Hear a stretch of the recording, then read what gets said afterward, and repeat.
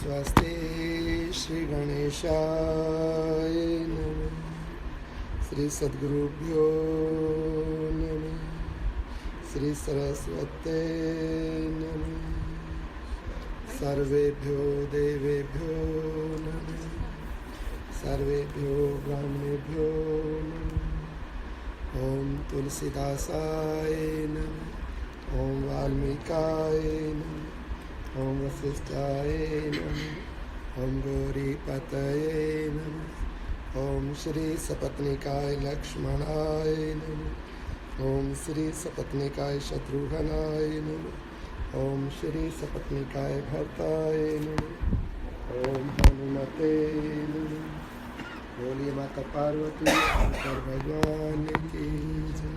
श्री नंदीश्वर महाराज की जय। सियावर रामचंद्र भगवान की जय। पवन सुत श्री हनुमान जी महाराज की जय। सभी साधु संतों की जय। भाई मेरी साचियाँ जोता वाली माता तेरी सदा ही जय। क्षेत्रपाल भैरव बाबा की जय। पवन सुत श्री हनुमान जी महाराज की जय। नमः पार्वती पतये हर हर महादेव।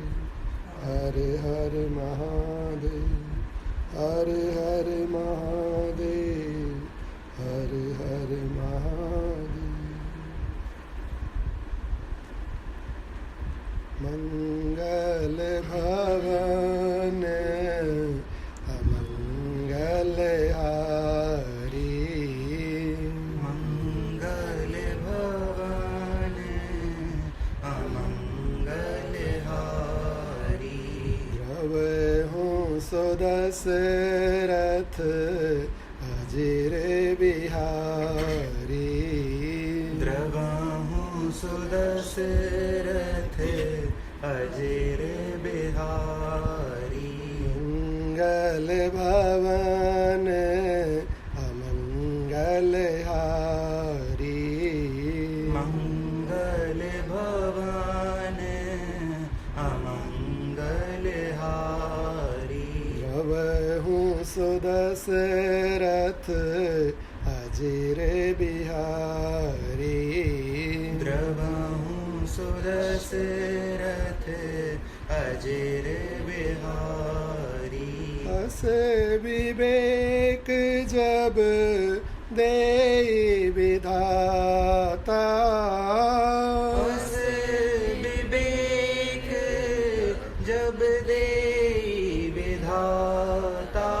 तब तजि दोष गुणहि मनुराता। तब तजि दोष गुणहि मनुराता। काल सुभाउ करम बरियाई।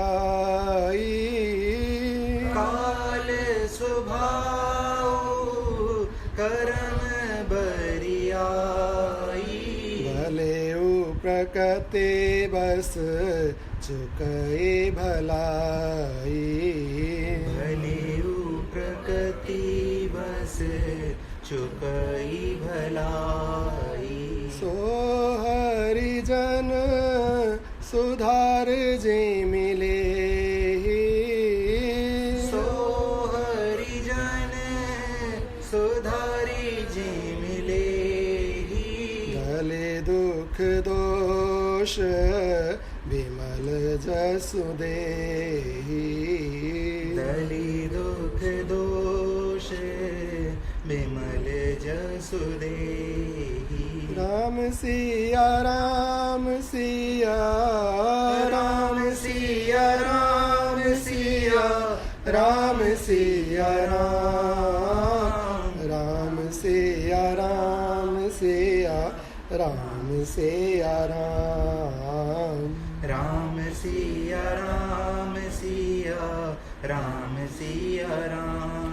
राम सिया राम सिया राम सिया राम सिया राम सिया राम।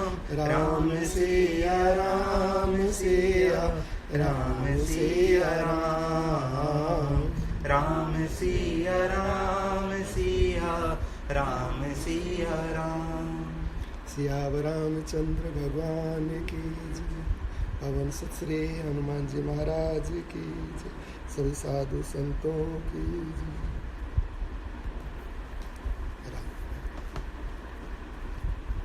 संक्षिप्त योग वासिष्ठ उपशम प्रकरण। किरातराज सुरघु का वृतांत। महर्षि मांडव्य का सुरघु के महल में पधारना और उपदेश देकर अपने आश्रम लौट जाना। सुरघु के आत्म विषयक चिंतन का वर्णन तथा उसे परम पद की प्राप्ति।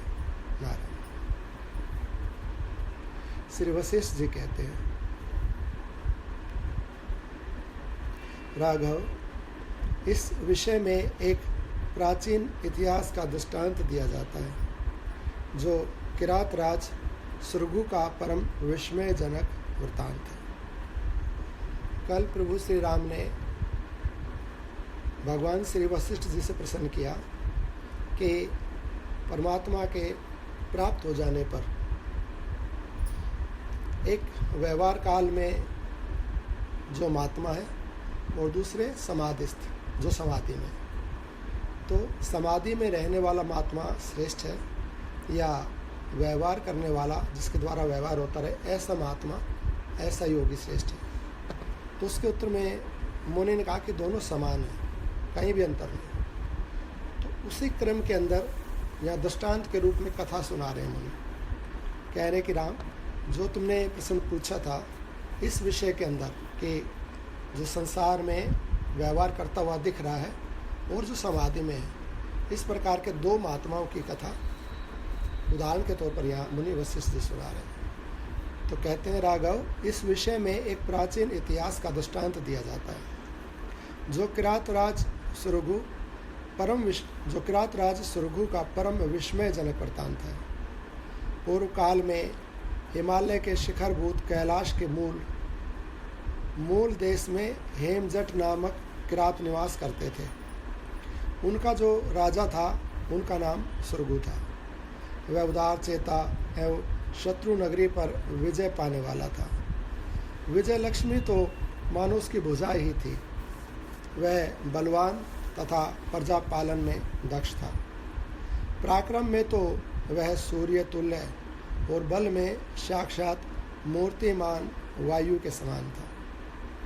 उसने नाना प्रकार के राज्य वैभवों तथा विविध धन संपत्तियों से गुह का अधिपति कुबेर को, ज्ञान से इंद्र गुरु बृहस्पति को और काव्य गुणों से असुर गुरु शुक्राचार्य को जीत लिया था।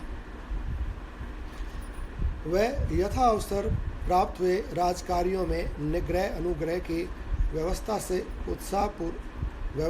उत्साहपूर्वक करता था। ये जो कथाएं हम सुनते हैं और इनमें जो ऐसे दृष्टांत दिए जाते हैं कि अभी जैसे महाराज सुरघु के विषय में दिया जा रहा है, तेज में सूर्य के समान है, बल में नारायण विष्णु के समान है, ज्ञान में भगवान बृहस्पति के समान है, काव्य रचना में असुर गुरु शुक्राचार्य जी के समान, ऐसे और प्रजा पालन में जैसे देवराज इंद्र के समान है। धन और विजय मानो उसके बाएं हाथ की चीज़ें हैं। इस प्रकार के जो दृष्टांत दिए जाते हैं तो दास को ऐसा लगता है कि ये जैसे इतनी शक्ति, इतना विचित्रता और इतनी अद्भुतता या विलक्षणता या इतने गुणों का एक साथ समावेश, ये सामान्यता जीवों में नहीं होता है। सामान्यतः जो मनुष्य होते हैं संसार के, उनके अंदर नहीं होता है। परंतु ऐसे पुरुषों के विषय में, ऐसे संत महात्माओं के विषय में ये दृष्टांत सुनाए जाते हैं तो ऐसा लगता है कि जैसे मान लो जीव के विषय में कहा जा रहा है, मान लो हमारे ही विषय में कहा जा रहा है। और ऐसा गुण परमात्मा में ही संभव है, क्योंकि परमात्मा का अंश जीव है। ममेवांश से जीवलोक है कि लोक में जीव मेरा ही अंश है। तो परमात्मा का अंश होने से परमात्मा जैसे गुण, जैसे इतने दिव्य गुण जो ये गिनवाए गए, ऐसे दिव्य गुण जीव में होते हैं। लेकिन जैसे जैसे जीव की यात्रा बढ़ती जाती है, अर्थात वो जन्म लेता जाता है और माया का या अज्ञान का उसके ऊपर आवरण बढ़ता जाता है, वैसे वैसे उसको गुणों की, शक्ति की और इनकी विस्मृतता होती जाती है, उसमें सामर्थ्य कम होती जाती है। वस्तुतः इतने सारे गुण एक साथ एक व्यक्ति में संसार में देखने को नहीं मिलते परमात्मा को छोड़ के। तो इससे ऐसा ही मानना चाहिए कि ये हमारी ही कथा है। हम वस्तुतः ऐसे दिव्य गुणों वाले हैं कब तक, जब परमात्मा के अत्यंत समीप पहुंच गए, अर्थात बहुत पवित्रता हो गई है, प्रकृति के गुणों का बहुत भेदन हो गया है, शुद्धता और परमात्मा से निकटता बहुत अधिक हो गई है, तब इस प्रकार के गुण प्रकट होने लगते हैं। क्योंकि आत्मा में इस प्रकार के गुण सहज हैं, लेकिन जीवों में, मनुष्यों में इस प्रकार के गुण दुर्लभ हैं। तो इस प्रकार के जिन भी पुरुषों के विषय में बताया जा रहा है, वो मनुष्य परमात्मा के अत्यंत समीप पहुँचे हुए, मुक्ति के अत्यंत समीप पहुँचे हुए मनुष्य होते हैं। बल वगैरह कैसे बढ़ जाता है शरीर का? वो तो इसमें जन्म से ही तो होता है। नहीं, बल जो होता है ना, शरीर में नहीं होता है, बल बुद्धि में होता है, ऐसा बताया गया है। शारीरिक बल कितना भी अधिक है, बहुत ज़्यादा बल है, जैसे कि शरीर का बल हाथी में अधिक होता है, लेकिन तब भी जो राजा है सिंह, वो हाथी को जीत लेता है। तो बल जो होता है वस्तुतः बुद्धि के अंदर होता है, ज्ञान में ही बल होता है, और ज्ञान का ही बल अंततः जीतता है। बल उसी को कहा गया है जिससे विजय प्राप्त हो जाए, उसी को बल कहा गया है। तो कई बार बिना लड़े भी जीतता है ना। वस्तुतः तो पराक्रम या जीत या उपलब्धि का ही तो नाम विजय है। तो शारीरिक बल भी, जिसमें आत्मिक बल हो जाता है ना, तो उसका शारीरिक बल भी बढ़ जाता है। लेकिन वस्तुतः बुद्धि के बल को ही बल कहा गया, ज्ञान का बल ही बल है। तो यहाँ पर जैसे ये जो बल बताया जा रहा है कि बल में नारायण के समान, विष्णु के समान है, तो विष्णु वस्तुतः देह नहीं है। शारीरिक बल को लेके भगवान नारायण की बात नहीं होती है, वो ज्ञान ही है, आत्मा ही है। परमात्मा का जो स्वरूप है, जैसे भगवान महादेव है अत्यंत शक्तिशाली, तो आत्मा ही है वो। ऐसे साक्षात भगवती शक्ति है, तो शक्ति जो वो स्वयं शक्तिशाली है। तो शक्ति जो है वस्तु तो देह का नाम नहीं है, देवी का नाम है ना शक्ति, तो वो कोई देह नहीं है, तो आत्मा ही है शक्ति। तो वो आत्मा ही बुद्धि में अवतरित होती है, और वो आत्मा ही फिर शरीर में अवतरित होती है। तो वस्तु तो शक्ति का ऐसा रूप नहीं कह सकते कि शारीरिक बल ही बल। बोली वृंदावन बिहारी लाल का जय, राधे रानी सरकार की जय, सभी साधु संतों की जय। यहाँ पर ये किरातराज सुरगु के अनेक सुंदर सुंदर शक्तियों से, बल से, ज्ञान से अलग अलग देवों के साथ उपमा की गई है। यहाँ पर वह यथा अवसर प्राप्त हुए राजकार्यों को निग्रह अनुग्रह की व्यवस्था से उत्साहपूर्वक करता था। तदंतर उन राजकार्यों से उत्पन्न हुए सुख दुखों से उनकी पारमार्थिक गति उसी प्रकार अभिभूत हो गई, उसी प्रकार रुक गई जैसे जाल में फंसे हुए पक्षी की गति रुक जाती है। जो राजकार्य करता था, और राजकार्य करने से जो सुख दुख उत्पन्न हुए, तो सुख दुखों में फंस गया। इतना जो शक्तिशाली था, सुख दुखों में फंस के उसकी शक्ति, उसकी गति, उसका ज्ञान बाधित हो गया, रुक गया। कैसे रुक गया? जैसे पक्षी जाल में फंस जाए तो उसकी गति रुक जाती है। फिर ऐसे जो इतना परम शक्तिशाली है, तो ये आत्मा के लक्षण है। और ये आत्मा ही जब संसार के कार्य में, जैसे यहाँ पर कहा कि प्रजा पालन, तो प्रजा पालन अपना, ये हमारा शरीर ही बहुत बड़ा एक राज्य है, तो इसको भी जो ठीक से पालन करता है या परिवार का, तो उसको भी राजा ही कहा गया। तो यहाँ पर जब ये कार्य करने लगा, व्यवस्था इत्यादि देखने लगा, प्रजा का कार्य, सब इन कार्यों में फंसा, तो सुख दुख का अनुभव होने लगा। क्योंकि बहुत बल लगाकर कभी प्रजा का ख्याल कर रहा है, कभी व्यवस्था का ख्याल कर रहा है, कभी उसको सुख ना हो जाए, उसको दुख ना हो जाए, उसको दंड देना, उसके ऊपर निग्रह, उसके ऊपर अनुग्रह, इन व्यवस्थाओं को करते करते कर्म में फंस गया। वो कर्म में फंसने से सुख दुख होने लगा, और सुख दुख होने से शक्ति रुक गई। जैसे जाल में फंसे हुए पक्षी की गति रुक जाती है, तब वह यों विचार करने लगा, मैं इन दुखी प्रजाजनों को कोलू में पेरे जाते हुए तिलों की भांति क्यों बलपूर्वक पीड़ित करता हूँ। मेरे समान ही इन सब प्राणियों को भी तो दुख होता होगा। बोली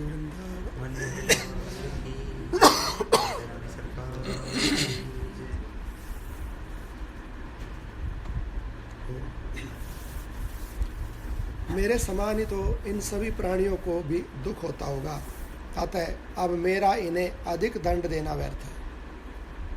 मैं इन्हें धन संपत्ति प्रदान करूंगा, क्योंकि मेरी तरह सभी लोग धन से आनंदित होते हैं, अथवा निग्रह का अवसर प्राप्त होने पर उसे भी करूंगा, अर्थात दंड देने का जब अवसर आएगा तो दंड भी दूंगा, क्योंकि निग्रह के बिना प्रजा अपनी मर्यादा में स्थित नहीं रहती।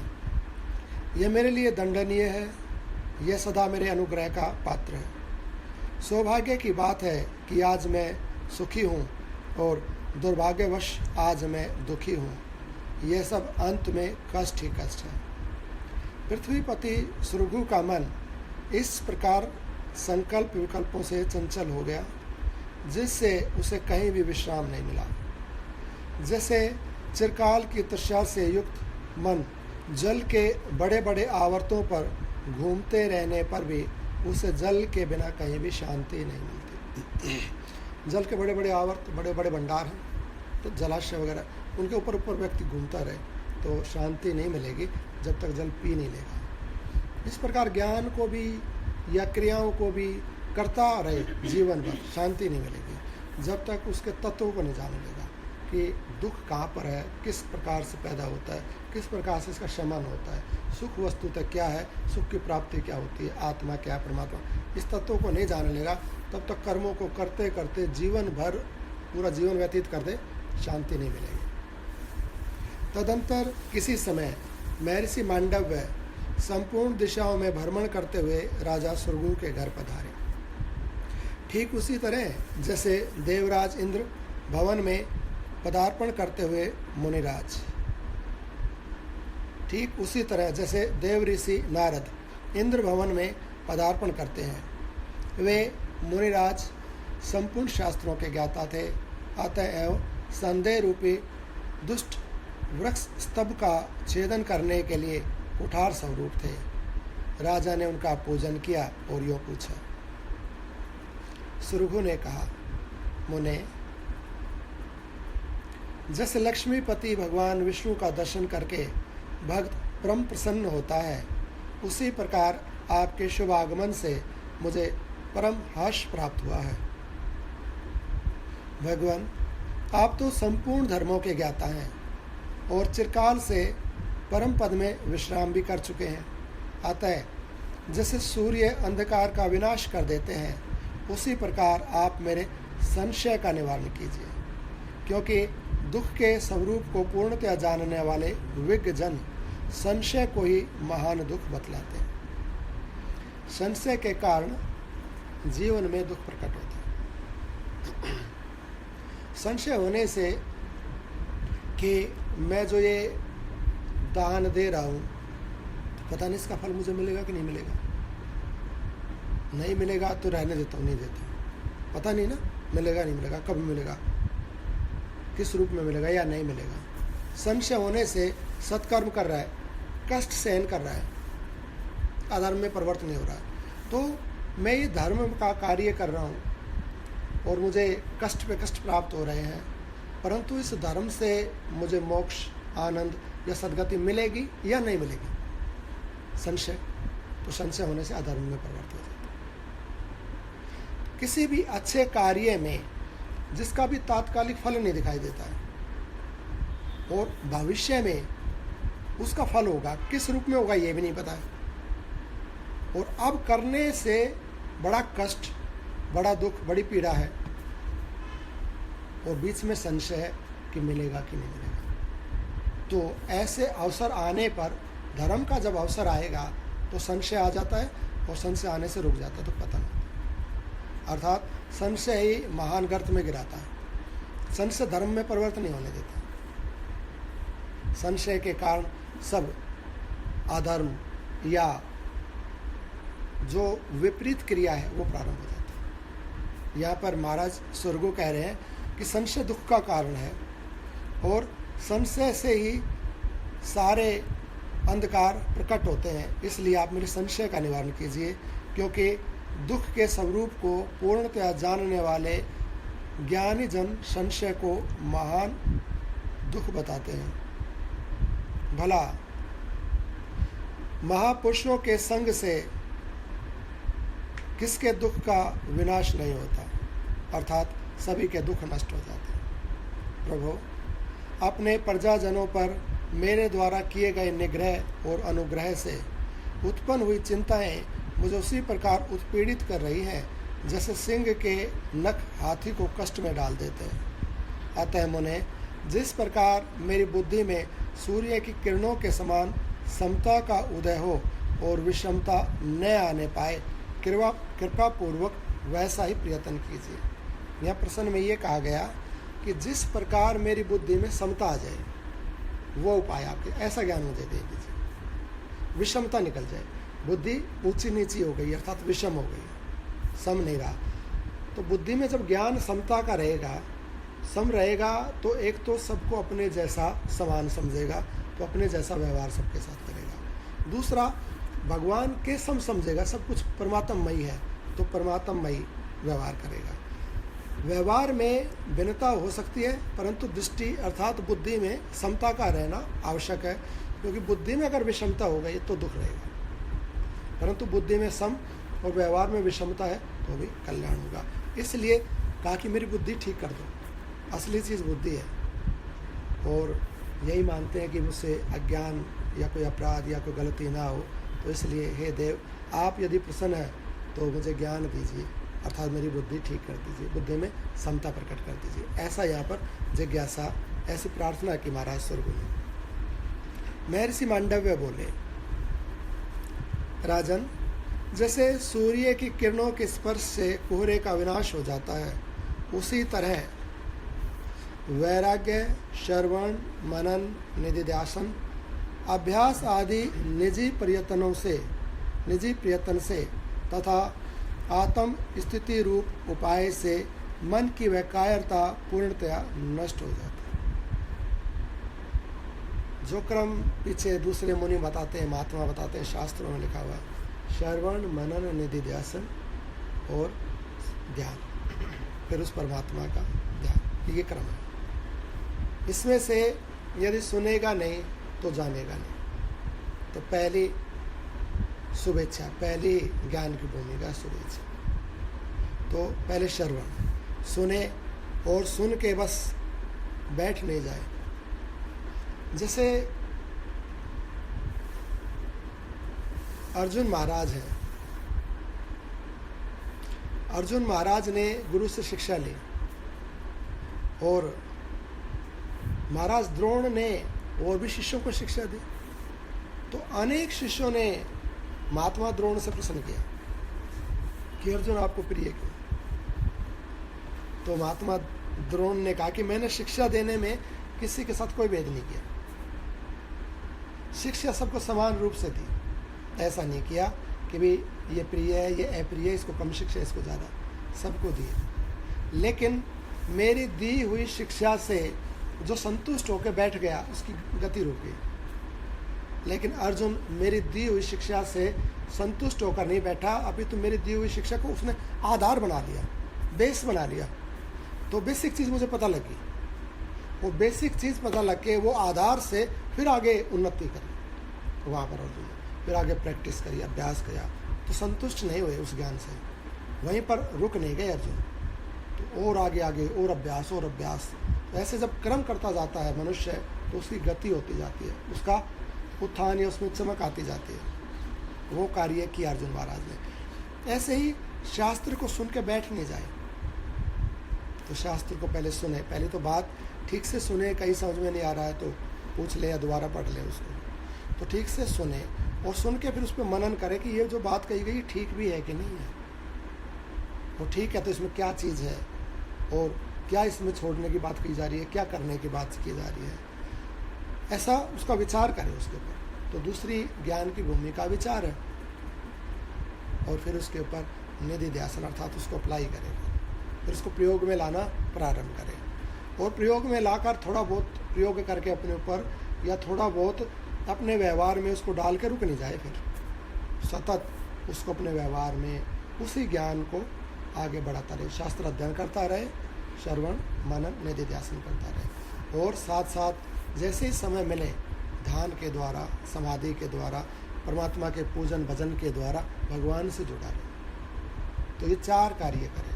ये 4 कार्य करने से क्या होता है, ये बताए कि बुद्धि की कायरता निकल जाती है। बुद्धि में कायरता, बुद्धि में भय रहता है, भय पदार्थों का है ना, संबंधों का या भविष्य का भय है या किसी व्यक्ति वस्तु का भय है।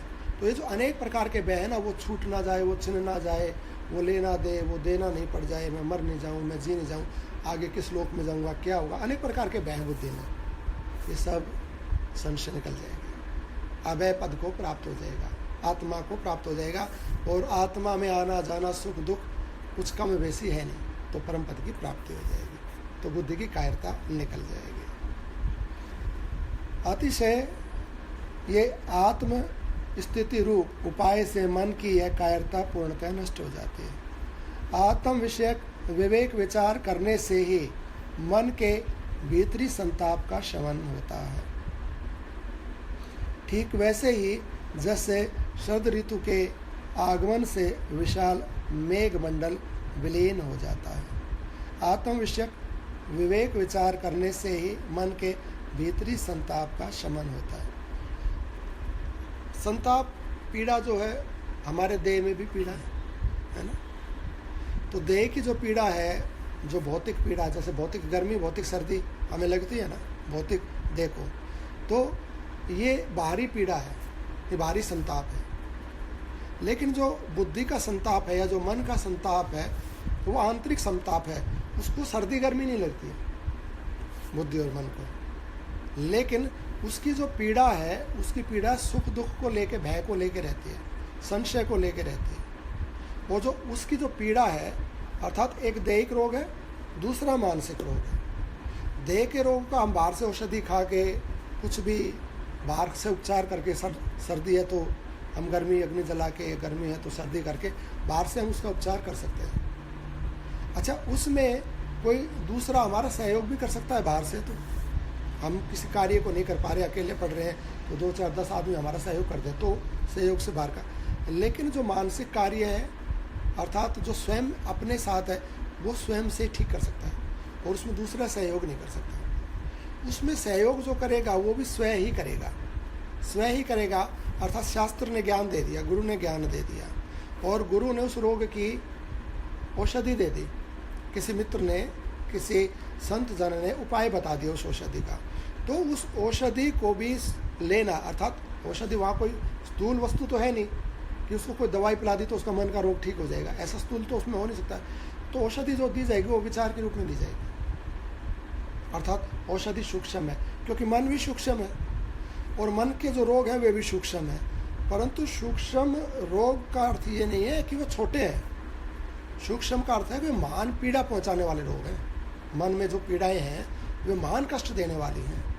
और सूक्ष्म का अर्थ है कि जल्दी से पकड़ में नहीं आते हैं कि रोग कहाँ पर है, किस रूप में है, प्रकार क्या है, किस प्रकार से नष्ट होगा, ये उसका किस्म नहीं पता लगती है। तो जैसे शोक है, मोह है, राग है, द्वेष है, चिंता है, अहंता है, ममता है, अभिनिवेश, अनेक प्रकार के रोग हैं मन के अंदर।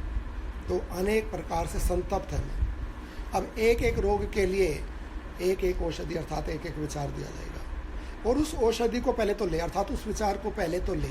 बोले वृंदावन।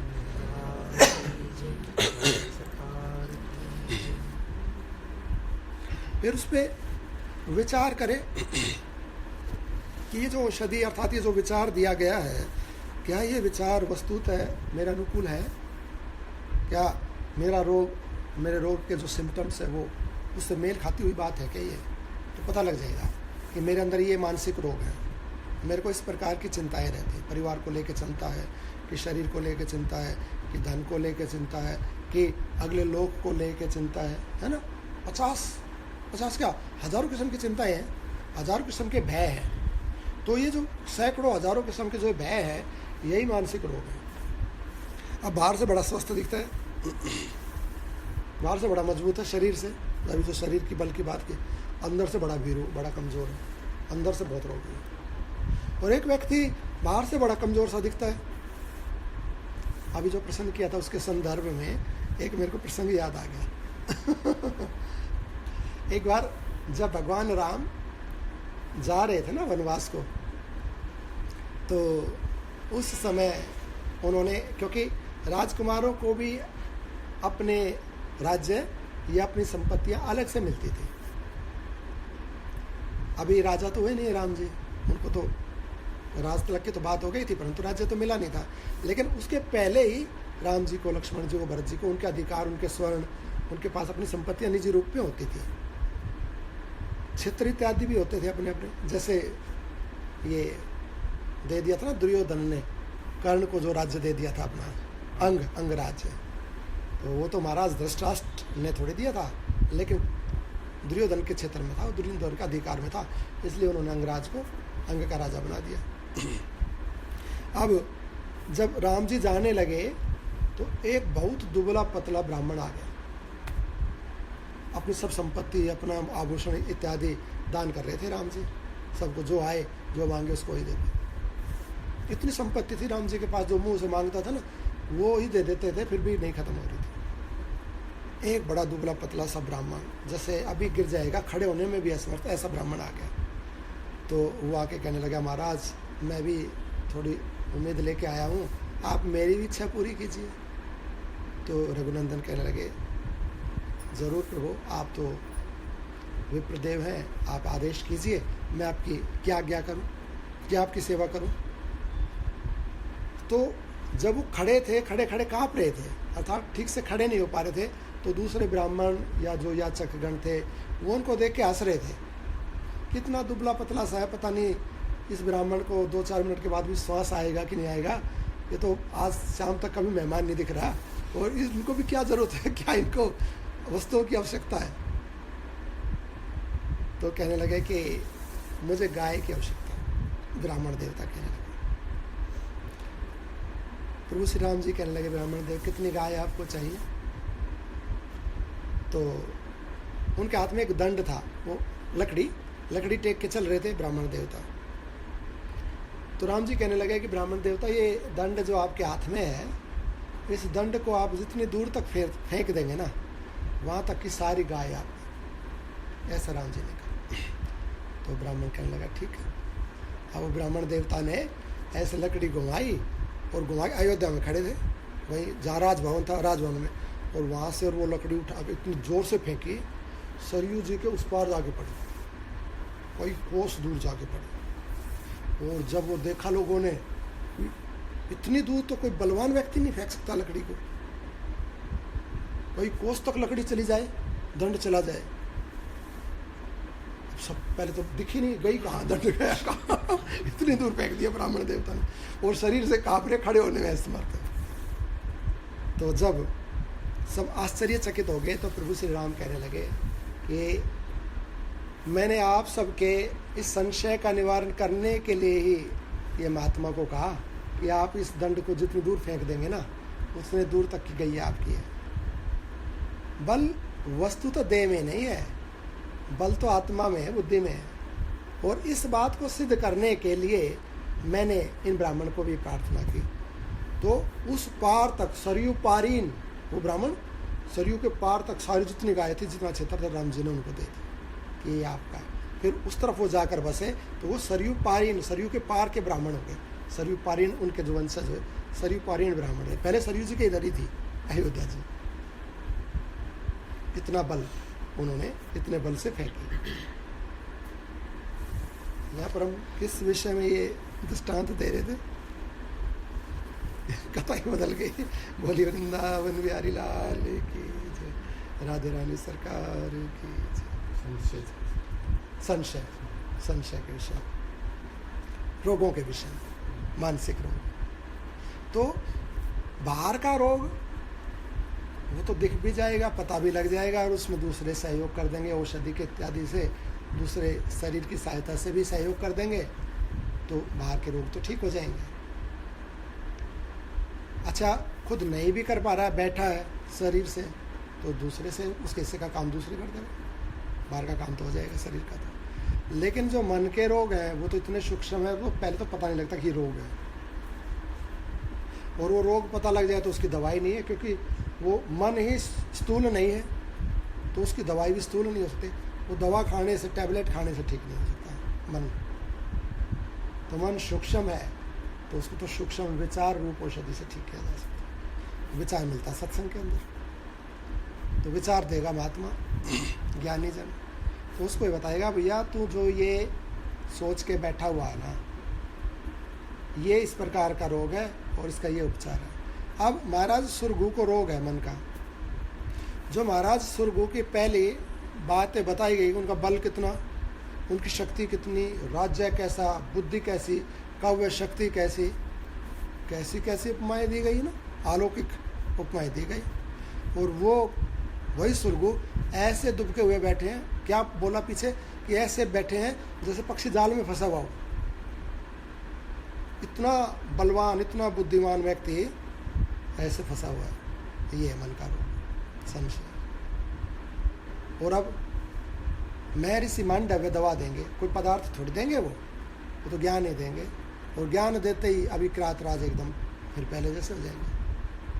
तो मन का रोग निकलेगा ज्ञान से, तो पहले सुने ठीक से, फिर उसके ऊपर विचार करें, फिर उसको अप्लाई करें अपने लाइफ में, फिर परिणाम देखें, एकदम से बदल जाएगा। अर्थात तो जितने हमारे अंदर भय हैं, मानसिक रोग हैं, काम क्रोध के, ईर्ष्या इत्यादि के, निंदा इत्यादि के, या और जो हम 50 तरह के दुख हमने अंदर अंदर पाल रखे हैं, जिनका कोई अस्तित्व नहीं है, जिनकी आवश्यकता नहीं है जीवन के अंदर, तो उनका निवारण ज्ञान से होगा, सत्संग से होगा। तो इस विषय में अब यहाँ पर मुनि कह रहे हैं कि तुम्हारे मन के अंदर रोग है,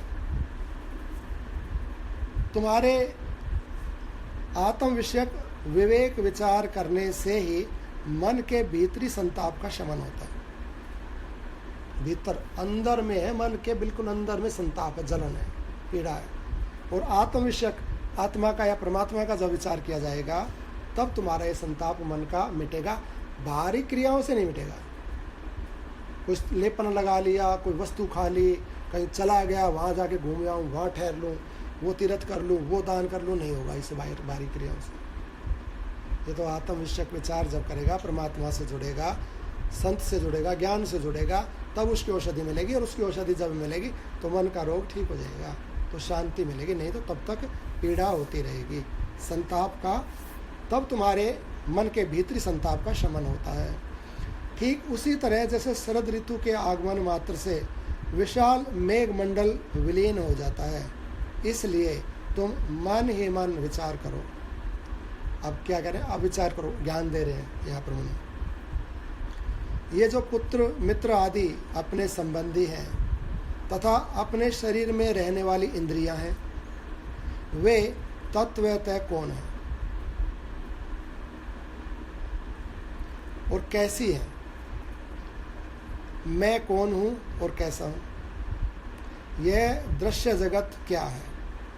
यहाँ पर करें, इन पर विचार करो। यहाँ है रोग इन चीज़ों के अंदर कि जो ये पुत्र मित्र आदि अपने संबंधी हैं तथा अपने शरीर में रहने वाली इंद्रियां हैं, ये तत्वतः कौन है और कैसी है?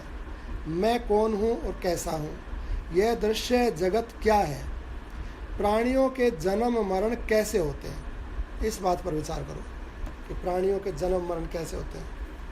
अब बताओ कैसे होते हैं प्राणियों के जन्म मरण? कर्मों से होते हैं। प्राणियों के जन्म मरण कर्मों से होता है। कर्मण्य जायते जंतु कर्मण्य विलीयते, सुखम दुखम भयम क्षेमम कर्मण्य वाभि प्रपते। कर्म प्रधान विश्व रचिराख, परम प्रधान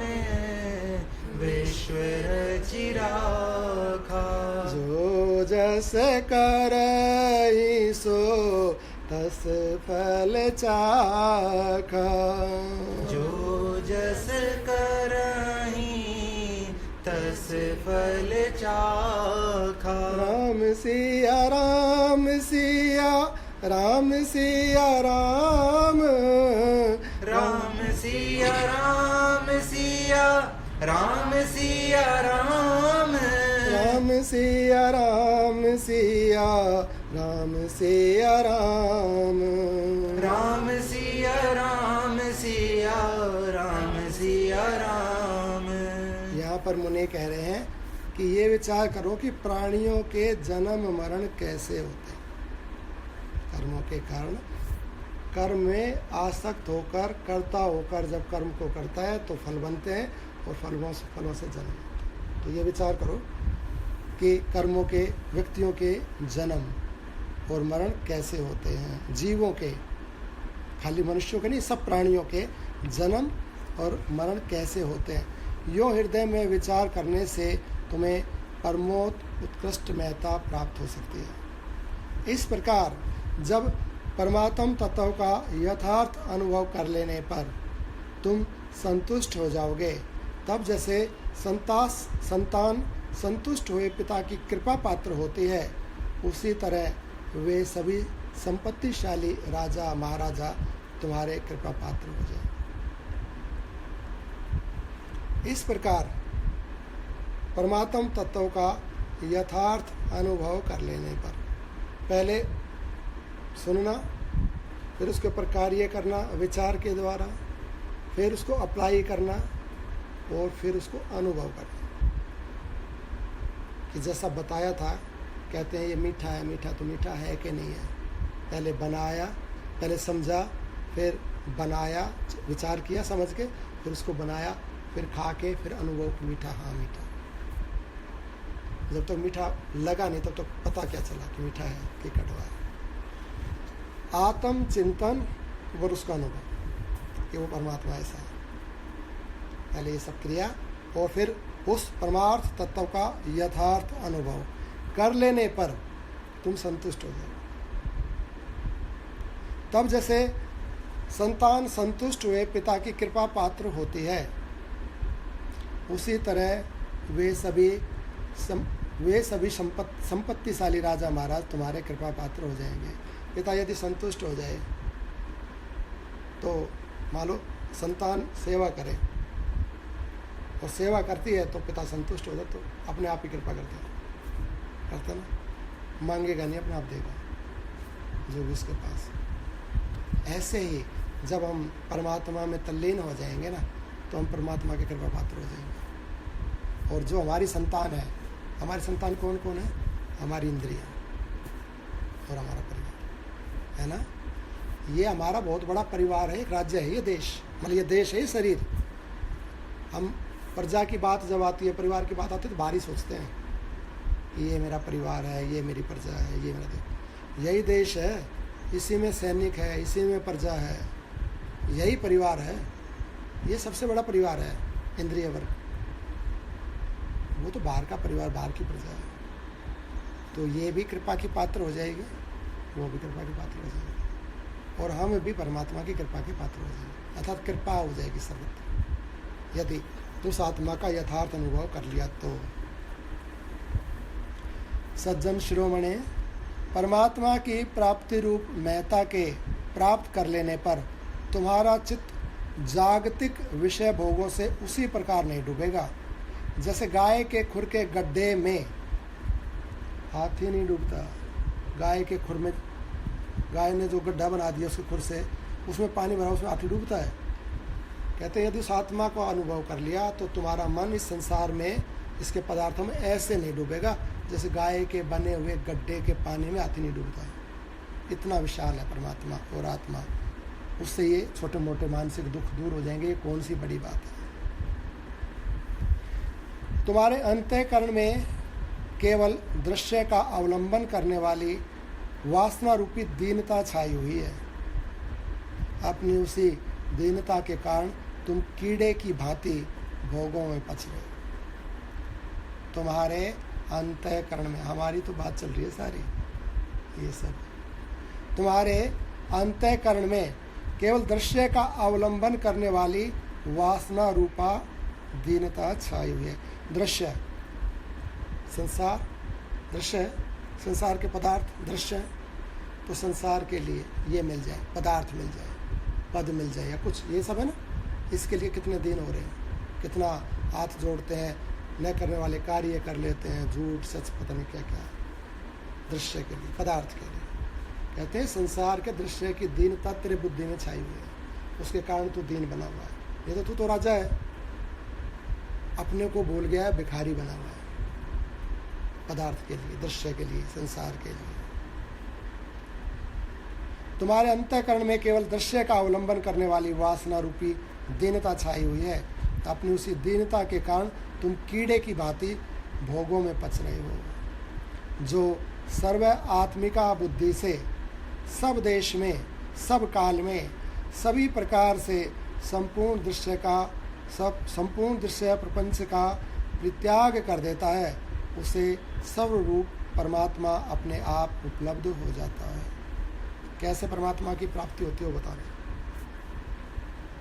परमात्मा को प्राप्त करने से, परमात्मा को खोजने से, परमात्मा के लिए कार्य करने से परमात्मा नहीं मिलेगा, ऐसा कर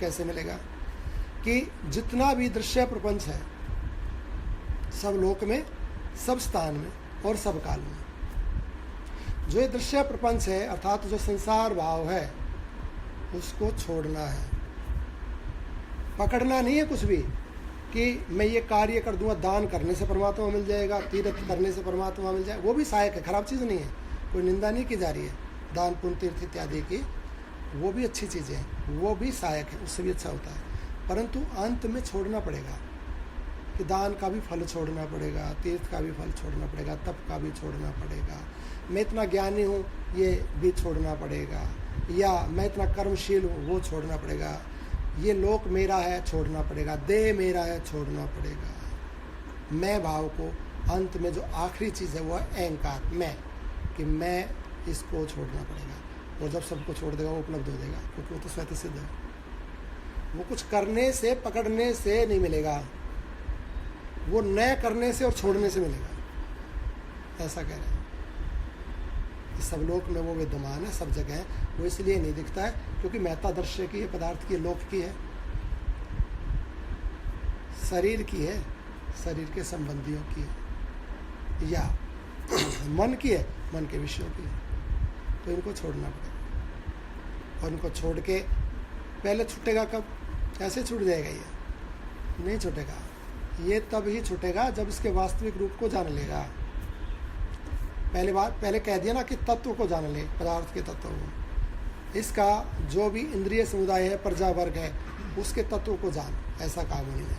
तो उनके तत्व को जान ले, क्या ये रहने वाले हैं, क्या अभी भी ये मेरे हैं, बाद में रहेंगे नहीं रहेंगे वो बात छोड़ो, अभी इस समय क्या मेरे हैं, ये शरीर क्या मेरा है, औरों की तो बात छोड़ दो, परिवार की। इस शरीर का एक अंग हमारे कहने से नहीं हिलता है, हमारे जगाने से जागता नहीं है जब इसको नींद आ रही है, हमारे सोने से सुलाने से सोता नहीं है, हम चाहे नींद आ जाए तो आती नहीं, अपनी मर्जी से सोता है, अपनी मर्जी से जागता है।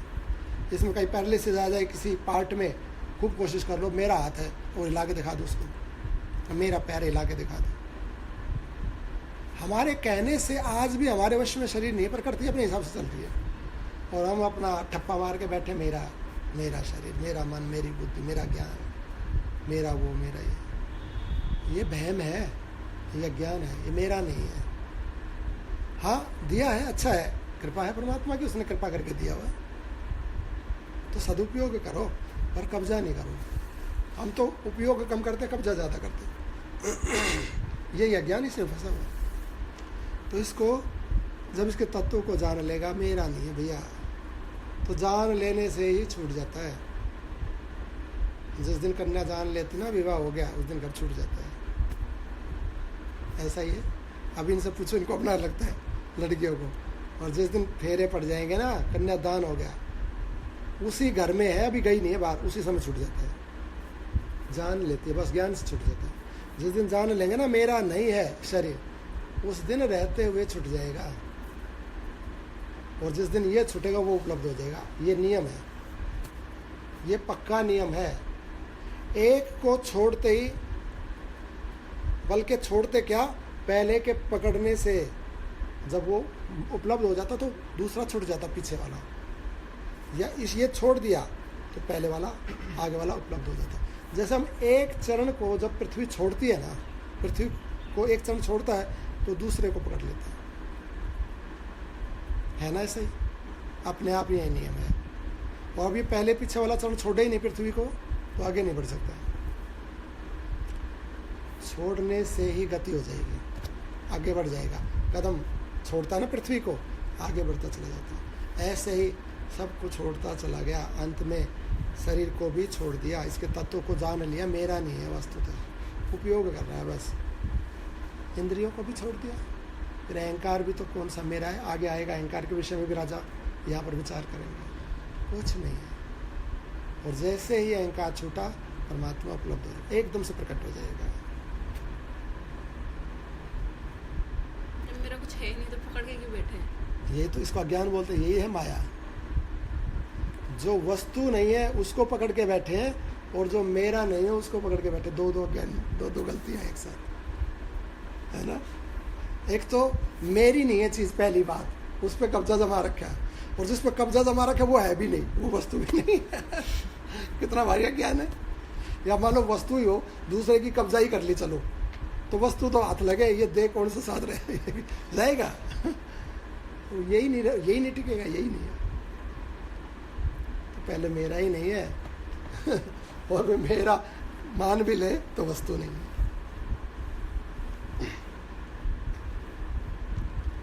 बोली वृंदावन बिहारी लाल की जय, राधे रानी सरकार की जय। ये बात अगर समझ में आ गई तो अब तो छूटना चाहिए, और छूटा नहीं है तो इसका मतलब समझ में नहीं आई है। छूटने का अर्थ ये नहीं है कि कहीं फेंक देना है होते हुए भी। हाँ, बस उससे अलग हो जाएगा, सहज ही अलग हो जाता है। जैसे कोई बात किसी को अपना माँ बाप मान रहा है, उससे जुड़ा हुआ एक है, और उसको अचानक किस दिन पता लग जाए कि ये तेरे माँ बाप नहीं है, ये तो तेरे को तो अनाथालय से गोद लिया था। बस एक वाक्य उसको पता लग गया, ये मैं तो गोद लिया था अनाथालय। छूट गए हैं, अलग हो गया, डिटैच हो गया। पहले जो एक बना हुआ था अलग हो गया, एक विचार से अलग हो गया। अब उन्हीं माँ बाप के साथ रहता है, उसी घर में रहता है, अलग हो गया। ऐसे जिस दिन इसको स्वीकार कर लेगा ना, भैया तेरे को दिया है डोनेशन में शरीर, परमात्मा ने दे रखा, तेरा नहीं है, जिस दिन एक्सेप्ट कर लेगा ना, उसी दिन अलग हो जाएगा। जैसा अनाथालय से आया हुआ बच्चा पहले कहता नहीं मेरे ही माँ बाप है, झूठ बोलते हो तुम, झूठ बोलते हो, मेरे ही हैं, लेकिन बाद में उसको पक्का हो जाए कि नहीं मेरे नहीं, साथ रहते रहते डिटैच हो जाएगा। ऐसे हम कब्जा, मेरा शरीर, मेरा मन, मेरी बुद्धि, और जिस दिन यकीन हो गया ना, उस दिन इसमें रहते रहते अलग हो जाएगा, असंग हो जाएगा इससे। जो सर्व आत्मिका बुद्धि से सब देश सब काल में सभी प्रकारों से संपूर्ण दृश्य प्रपंच का परित्याग कर देता है, उसे सर्वरूप परमात्मा अपने आप उपलब्ध हो जाते हैं। किंतु जब तक संपूर्ण दर्शनों का पूर्णतया त्याग नहीं हो जाता है, तब तक परमात्मा का साक्षात्कार होना दुर्लभ है। संपूर्ण वस्तुओं का पूर्णतया त्याग जब तक नहीं होगा अहंकार तक, तब तक परमात्मा प्राप्त नहीं होगा।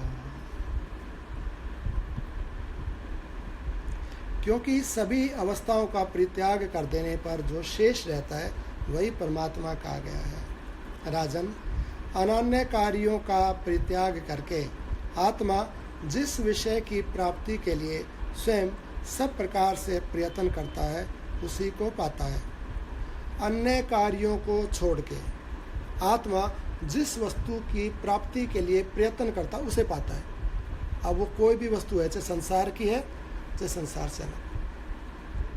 हाँ, जैसे आपने बताया कि ये मतलब अनुभूति है कि मतलब का बेस क्या अलग होता है इस चीज़ के लिए, इस चीज़ की अनुभूति अलग होती है कि ये हमारा शरीर नहीं है, हाँ, जैसे अलग आपने अलग। बच्चे का बताया, हाँ, वैसे ही मतलब हर किसी की अपनी एक अलग अनुभूति होती है जब वो पाना होता है। जैसे उनका बेस बना दिया द्रोणाचार्य ने, बता दिया, पर उसके बाद फिर ध्यान चिंतन से उन्होंने उसको पक्का किया या फिर अपने ज्ञान से अपना ज्ञान किया। प्रारंभ में अपनी अपनी अनुभूतियाँ अलग अलग होती हैं। प्रारंभ में जो हमारा साधन होता है, हमारे साधन पे हमारा लेवल होता है ज्ञान का। हमें जन्म मिला, किस घर में मिला है, जैसे एक ही माँ बाप के मान लो 4 लड़के हैं या 4 लड़कियां जो भी हैं, उन सब का जो ब्रेन लेवल होता है ना अलग अलग होता है। हम पदार्थों की बात नहीं कर रहे हैं कि किस धन संपत्ति किसकी कितनी है, लेकिन उसका जो बौद्धिक स्तर है वो अलग अलग होता है। हर एक ही माँ बाप की संतान है सारी की सारी। तो ऐसे ही हम संसार में जो जन्म लेते हैं, तो जन्म लेने पर जो हमारा बौद्धिक विकास है वो अलग होता है। अब वो अलग क्यों है? क्योंकि उसके लिए पहले साधना की गई। पिछले जन्मों में जिसने जितनी साधना की है, इस जन्म में वो उतने ही बौद्धिक विकास को लेकर पैदा होता है। एक बात तो ब्रेन का लेवल अलग अलग होता है, पहली बात। लेकिन ऐसा नहीं है कि एक आदमी मान लो 10% लेवल पे आया है और एक 90% ब्रेन लेवल के ऊपर जन्म लिया है ना, तो 80% का डिफरेंस है दोनों के बीच में। लेकिन ऐसा नहीं है कि 90 वाले को परमात्मा मिलेगा ज़रूर और 10 वाले को नहीं मिलेगा। ऐसा संभव है 90 वाला डिग्रेड हो जाए और 10% वाला परमात्मा को पा जाए। अर्थात ये कहा गया कि ब्रेन लेवल या हमारी जो चीज़ें हैं या जो हमें शरीर मिलता है, अर्थात जो हमें वस्तुएं, सुविधाएं, ज्ञान इत्यादि जो मिलता है, वो तो पूर्व के जन्म से मिलता है, उसको बोलते हैं प्रारब्ध। लेकिन अब एक नई स्वतंत्रता दी गई, एक शक्ति दी गई, उसको बोलते हैं पुरुषार्थ। इस पुरुषार्थ जो पुरुषार्थ करेगा इस जन्म में, तो 10% वाला भी परमात्मा को पा सकता है। और वो अगर निश्चिंत होकर बैठ गया 90 वाला कि मैं तो 90% हूँ, जब मर्जी परमात्मा को पालूंगा, वो नहीं पाएगा, वो छूट जाएगा। तो स्तर अलग अलग होता है वस्तुओं का, ज्ञान का, लेकिन पुरुषार्थ में स्वतंत्रता दी गई है। इसी जन्म में पा सकता है या सैकड़ों जन्मों में पा सकता है। स्त्री पा सकती है, पुरुष पा सकता है, पशु पक्षी भी पा सकते हैं। ये दिया गया है, यही प्रश्न था। बोले वृंदावन बिहारी लाल की जय। यहाँ पर मुनि कह रहे हैं कि आत्मा अनन्य वस्तुओं का परित्याग करके, अन्य वस्तुओं का परित्याग करके जिस वस्तु को स्वीकार कर लेता है और उसके लिए पुरुषार्थ करता है, उसको पा जाता है। तो अब मान लो किसी ने ऐसा एम बना लिया कि मेरे को तो साइंटिस्ट बनना है या डॉक्टर बनना है, तो वो डॉक्टर बनने के लिए उसने अन्य वस्तुएं छोड़ दी, अन्य गौण कर दिया उसने सारी चीज़ें, और उसने अपना पूरा फोकस, पूरी एनर्जी उस पर लगा दी, उस पद पे या उस डिग्री के ऊपर, तो उसको वो मिल जाएगी। ऐसा लिखा हुआ है। ऐसे ही कोई भी पद है, चाहे राजा का पद है, और ऐसे ही चाहे आत्मा का पद है। जिसने ये मान लिया, जिसने मतलब पहले ज्ञान के अनुसार उसने विश्लेषण किया कि क्या क्या वस्तु अच्छी है, क्या खराब है, कौन सी वस्तु की कितनी कीमत है, कौन सी वस्तु कितने समय तक ठहरने वाली है, कौन सी वस्तु का कितना सुख है, कितने समय तक सुख दे सकती है, कौन सी शाश्वत है, ऐसा उसने सब विचार करके और मान लो पाया कि भाई आत्मा ही सबसे ज़्यादा कीमती है, उससे ज़्यादा मूल्यवान या उससे ज़्यादा कल्याणकारी दूसरी वस्तु नहीं। उसने ऐसा खोज के पूरा अपना स्टडी करके ये पा लिया, और अब मेरे को वो आत्मा, अर्थात मेरे को वो परमात्मा, वही सबसे बढ़िया है, सबसे उत्तम है, सुख देने वाला, और मेरे को उसी की प्राप्ति करनी है। ऐसा विचार करके, ऐसा उसने पहले समझा ज्ञान से, और अब फोकस कर दिया परमात्मा के ऊपर अपने आप को, और झोंक दिया अपने आप को। आत्मा ने ज्ञान के द्वारा उसको जाना, और आत्मा ने पुरुषार्थ के द्वारा प्रारंभ कर दी क्रिया। तो अब देर सवेर जैसा पुरुषार्थ होगा, पुरुषार्थ यदि बहुत सुगढ़ है तो इसी जन्म में क्या हो सकता है कि कुछ दिनों में ही पा जाए। जन्म तो बहुत बड़ा होता है। तो परमात्मा को अब किस वस्तु को उसने महत्व दिया है और कितना पुरुषार्थ किया, उसके ऊपर उस वस्तु को पा जाएगा, ऐसा यहाँ पर मुनि कह रहे हैं।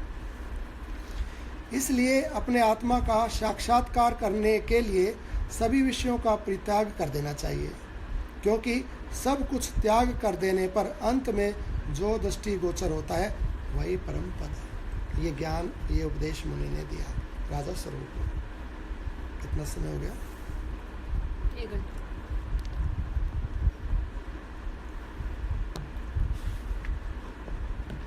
तो ये मैं पढ़ दूँ आगे, तो बस थोड़ा सा ज्ञान में तो मुनि का हमने 10 मिनट में हो जाएगा अपना अध्याय।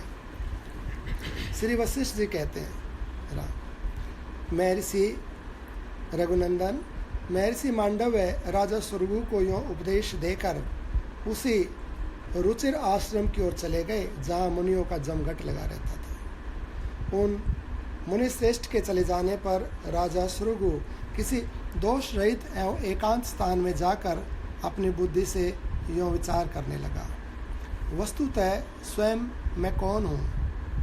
मैं मेरु पर्वत तो नहीं हूँ, नहीं तो नहीं, और मैं मेरु पर्वत तो नहीं हूँ, नहीं, और न मेरु गिरी मेरा, न मैं मेरु पर्वत हूँ न मेरु पर्वत मेरा है, न तो मैं जगत हूँ और न जगत मेरा है। मैं पर्वत भी नहीं हूँ, पर्वत मेरा नहीं है, मैं यह पृथ्वी नहीं हूँ, पृथ्वी मेरी नहीं है। यह किरात मंडल भी मेरा नहीं है और मैं भी किरात मंडल नहीं हूँ। केवल अपने संकेत से यह देश मेरा कहा जाता है। बस एक विचार है, मान लिया कि ये मेरा गांव, ये मेरा घर, ऐसे एक संकेत ही है ना, ये मेरा घर। कहते बस एक संकेत से ये देश मेरा कहा जाता है। लो, मैंने संकेत को छोड़ दिया, अतः अब मैं देश नहीं हूँ और न यह देश मेरा है। इस नगर के विषय में भी कल्पना त्याग से यही निश्चय होता है कि यह पुरी जो पताकाओं और वन श्रेणियों से सुशोभित वृत्तों और उपवनों से व्याप्त तथा हाथी घोड़ों और सामंतों से परिपूर्ण है, वह मैं नहीं हूँ और यह पुरी ही मेरी है। जो मिथ्याभूत मान्यता से संबंध रखने वाले और उस मान्यता का विनाश होने पर नष्ट हो जाने वाला है, ऐसा यह भोग समुदाय, भारिया आदि कुटुंब भी मैं नहीं हूँ और ये सब भी मेरे नहीं हैं। इस प्रकार भर्तों, सेना, वाहनों, ऐसे करते करते राजा सुरगु आखिर में अहंकार पर चले गए। यहाँ पर नीचे आ गए तो कहते हैं, क्योंकि बुद्धि और अहंकार भी मैं नहीं हूँ और न वे मेरे हैं, क्योंकि यह दृष्टि मनोमयी होने के कारण जड़ है। यो चंचल स्वरूप शरीर से लेकर मन, बुद्धि और इंद्रिय आदि तक जो स्थूल सूक्ष्म भूतों का समुदाय है, उनमें से मैं एक भी नहीं। अहो, महान आश्चर्य की बात है, मैं तो संपूर्ण विकल्पों से रहित शुद्ध विशुद्ध साक्षी स्वरूप चेतन आत्मा। जब अहंकार भी छोड़ दिया तो आत्मा में स्थित हो गया। मैं तो विशुद्ध साक्षी स्वरूप चेतन आत्मा हूँ, जिसकी प्राप्ति के लिए मैं चिरकाल से प्रयत्नशील था। उस आत्मा की उपलब्धि तो आज मुझे हुई है। जिस विशुद्ध आत्मा का कहीं अंत नहीं है, वह तत्पद बोध है, असीम आत्मा ही में। तत्पद बोध है, तत् वह पद, बोध है जो जानने योग्य है, वह पद जो जानने योग्य है, अर्थात आत्मा का पद तत्पद बोध है।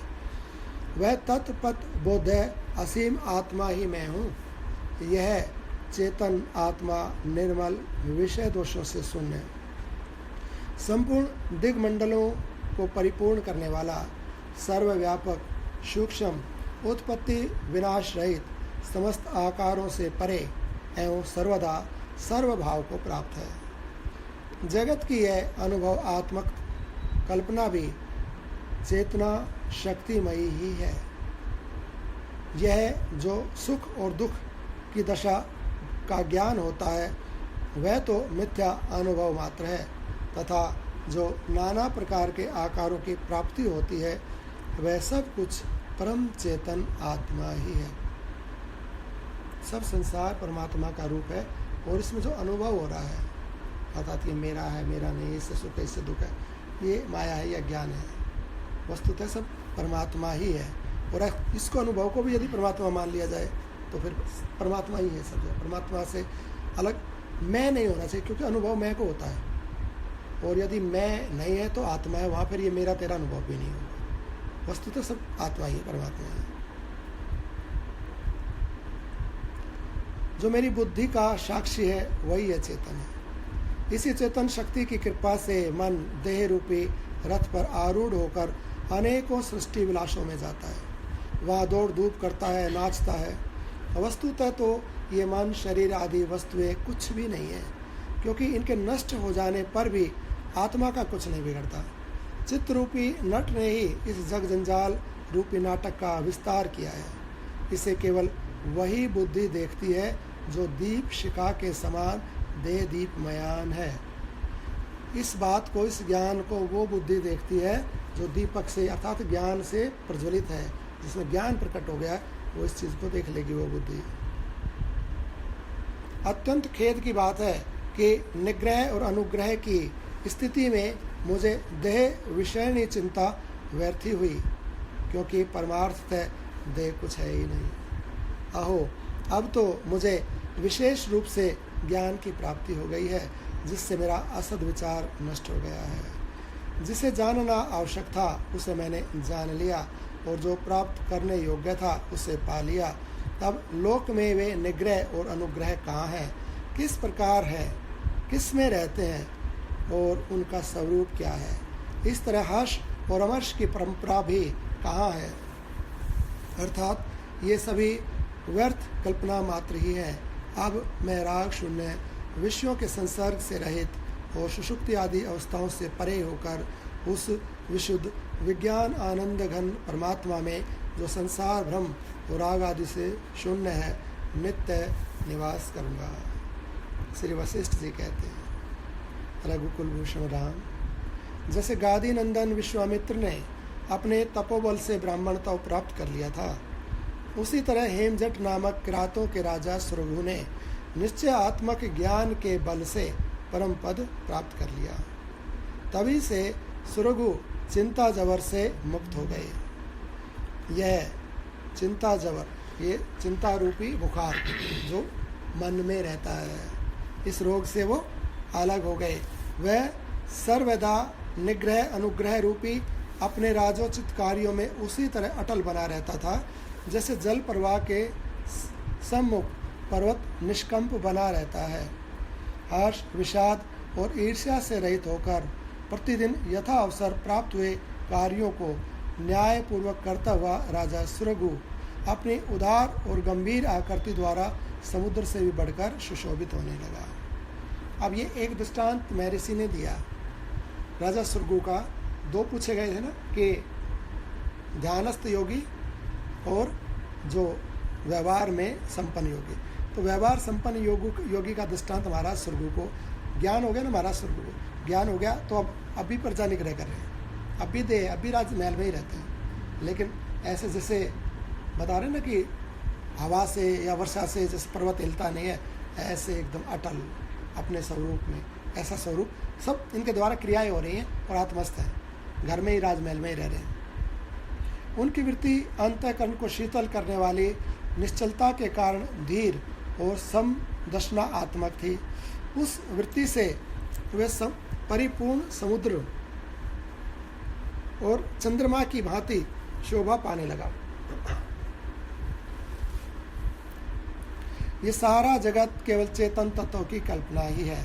यों निश्चय करने के कारण उसकी बुद्धि सांसारिक सुख दुखों से रहित हो गई थी, अतः वह पूर्ण रूप से प्रकाशित हो रही थी। इसलिए प्रबुद्ध तथा चेतन में विलीन हुआ वह राजा हर्षित होते, प्रफुल्लित होते, पूर्ण रूप से स्थित रहते, चलते, बैठते और सोते समय सदा सम स्वरूप पर ब्रह्म परमात्मा में ही स्थित रहता था। उसका शरीर विकार रहित था तथा नेत्र कमल के समान सुंदर थे। वह अनासक्त भाव से राज्य करते हुए सैकड़ों वर्ष पर्यंत इस भूमंडल पर विद्यमान रहा। तत्पश्चात उसने स्वयं ही इस पंचभूतात्मक शरीर का परित्याग कर दिया और परमात्मा के यथार्थ ज्ञान हो जाने के कारण जो सृष्टि और प्रलय के हेतु तथा ईश्वरों के भी ईश्वर है, उन पर ब्रह्म परमात्मा में प्रवेश कर गया। ठीक उसी तरह जैसे नदियों का जल परिपूर्ण समुद्र में प्रवेश करता है, वह विशुद्ध एक रस स्वयं प्रकाश परमात्मा को यथार्थ रूप से जान चुका था और जन्म आदि विकारों से रहित अवस्था को प्राप्त कर लेने के कारण उसके समग्र शोक शांत हो गए थे। इसलिए वह पूर्ण रूप पर ब्रह्म परमात्मा में उसी प्रकार एक ही भाव को प्राप्त हो गया जैसे घट के फूट जाने पर घटाकाश महाआकाश में मिल जाता है। बोलिए वृंदावन बिहारी लाल की जय, राधे रानी सरकार की जय, सभी साधु संतों की जय।